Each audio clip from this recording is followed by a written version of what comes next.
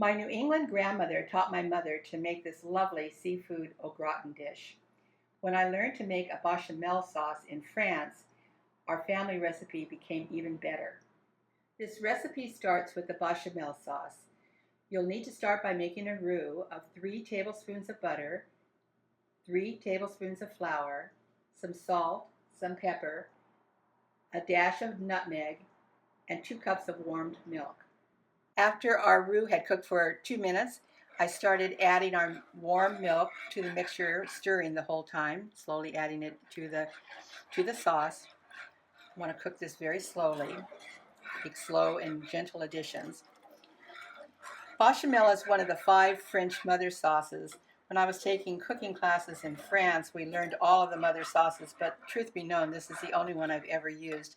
But it's a very useful sauce to know about, so you need to learn how to make it because you'll use it a lot. It's great for things like macaroni and cheese or making cheese sauces to go over vegetables, souffles, adding a wonderful creamy texture to any casserole without having to add a lot of extra cheese. It's just a lovely sauce to know how to make. And this is when you add a couple of sprinkles, kind of generous sprinkles of nutmeg. This is a French addition that'll give your bechamel sauce a very unique and delightful flavor. Our basic bechamel sauce is on the stove, and we will be adding other ingredients to it. We'll be adding the 1 tablespoon of Dijon mustard, some herbs of Provence, and 2 ounces of sherry, and 2 cups of cheese. I'll be using a mixture of cheddar cheese, Parmesan, and Asiago.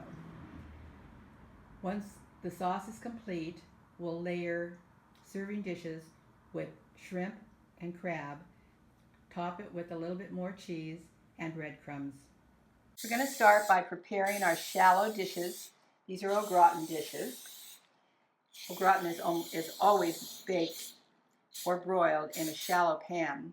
I'm laying our seafood into our dishes. I'm making 4 servings, so I have crab and 4 shrimp in each dish, and then I'll add some lump crab over the top.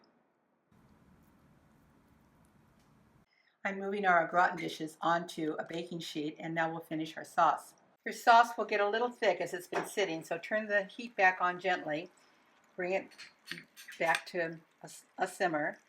Now it's time to stir in a tablespoon of Dijon mustard, some dry herbs. Once again, I'm using herbs of Provence, but you can use whatever you like,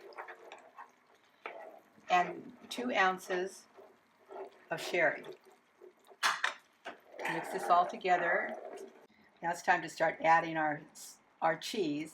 Once you add the sherry to this mixture, the aromas are just phenomenal.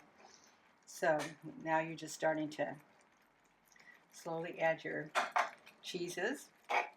I'm going to hold some out of the 2 cups to use as a topping. So probably about a cup and a half is what I'll actually be putting in this sauce.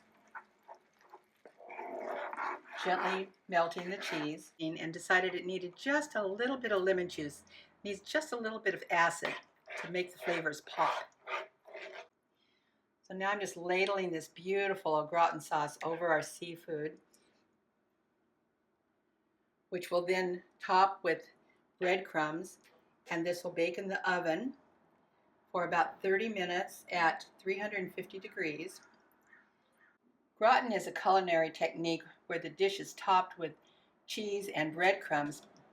It's usually prepared in a shallow dish, like I'm using these au gratin pans, and then it's baked or broiled under the broiler to have a nice crusty top, and then it's always served in the baking dish, so it makes a real easy cleanup. In French, gratin means to scrape from the pan. And after your cheese, you're just going to sprinkle your breadcrumbs on the top. Our beautiful au gratins are ready to go into a 350-degree oven for about 30 minutes. We'll be serving these in their au gratin dishes. We want them to get bubbly and nice and brown. This seafood au gratin, whether served with rice or by itself, has always been one of my favorite family recipes.